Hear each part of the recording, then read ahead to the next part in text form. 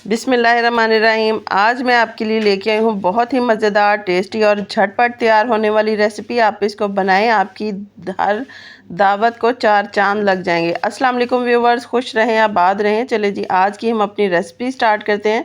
सबसे पहले मैंने यहाँ पर 1 कप के करीब मैंने चावल लिए हैं। 2 घंटे से मैंने इनको भिगो कर रखा हुआ था। अगर आप जल्दी चाहते हो तो आप गर्म पानी में इसको भिगो कर रख सकते हैं।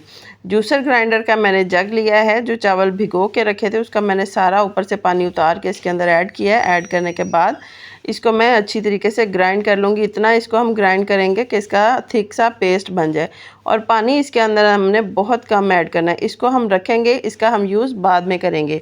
यहाँ पे मैंने एक बड़े साइज़ में बाउल लिया। बाउल के अंदर मैंने बंद गोभी बारीक काट के डाली है। इसके अंदर मैं आधा चम्मच के करीब मैंने नमक ऐड किया, और हाथों की मदद से मैं इसको अच्छी तरीके से मसल लूँगी। हम इतना इसको मसलेंगे कि बंद गोभी के अंदर से पानी जो है वो बाहर आ जाए और बंद गोभी बिल्कुल सॉफ्ट सी हो जाए। ये देखिए 2 से 3 मिनट मैंने इसको मसल लिया है।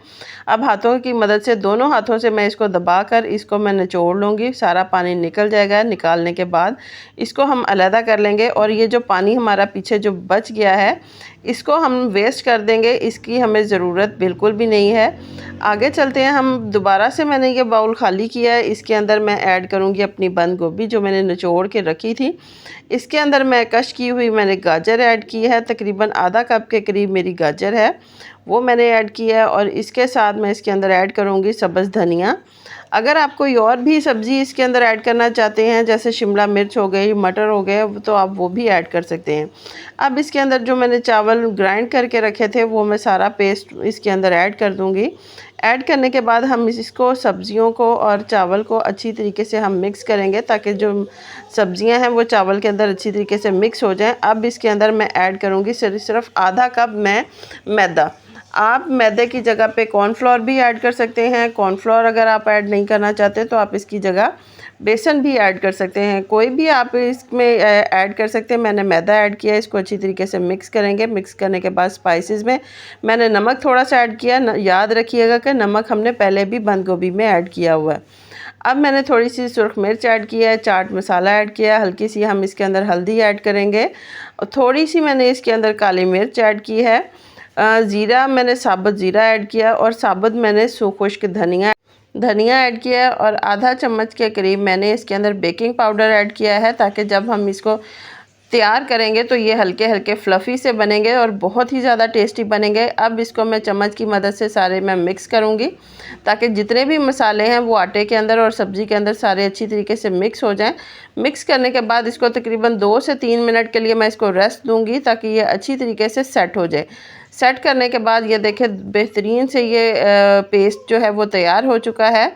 अब हम इसको कुक करने के मैं आपको 2 तरीके बताऊंगी कि किस तरीके से हम इसको कुक करेंगे। 2 तरीके के साथ मैं इसको एक तरीके के साथ मैं इसको बेक करूंगी, और दूसरा तरीका जो है वो मैं आपको बाद में बताऊंगी। ये देखें, यहाँ पर मैंने एक बेकिंग ट्रे ली है। इसके ऊपर मैंने हल्का सा ऑयल लगाया है। ऑयल लगाने के बाद इसको ब्रश की मदद से मैंने सारा फैला लिया है। फैलाने के बाद चम्मच की मदद से मैं इसके ऊपर हल्के हल्के मैं इसके ऊपर रखती जाऊंगी और फैलाती जाऊंगी, और साइडों से हम अच्छी तरीके से कवर करेंगे।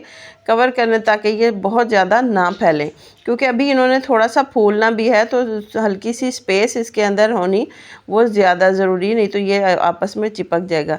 सारे इसके ऊपर ऐड करेंगे। ऐड करने के बाद इसके ऊपर मैंने हल्का सा धनिया लगा लिया। अगर आप यहाँ पर चीज़ भी लगाना चाहते हैं तो आप वो भी लगा सकते हैं।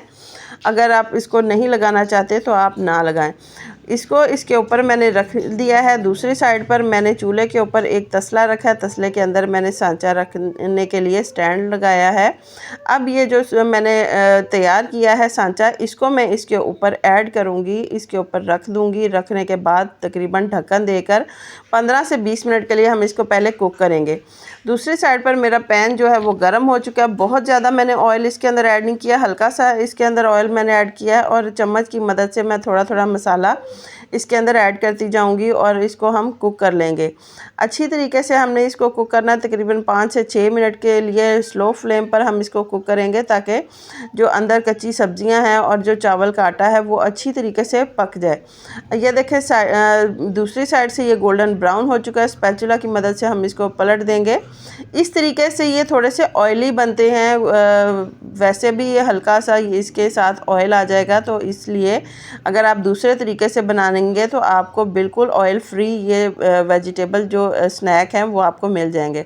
15 से 20 मिनट हो चुके हैं। ये देखें एक साइड से ये अच्छी तरीके से कुक हो चुके हैं। अब मैंने इसको हल्का सा पलट दिया ताकि ये दूसरी साइड से भी हल्के हल्के कुक हो जाएं।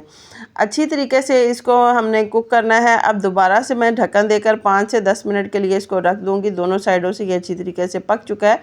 ये देखें बेहतरीन से तैयार हो चुके हैं। इसको निकालेंगे हम अपनी प्लेट में। बहुत ही मज़ेदार और टेस्टी सी रेसिपी हमारी तैयार हो चुकी है।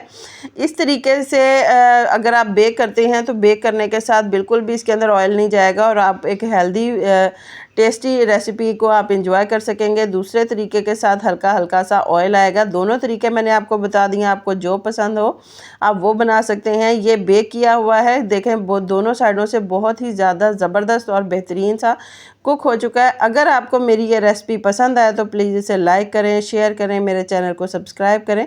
अल्लाह हाफ़िज़।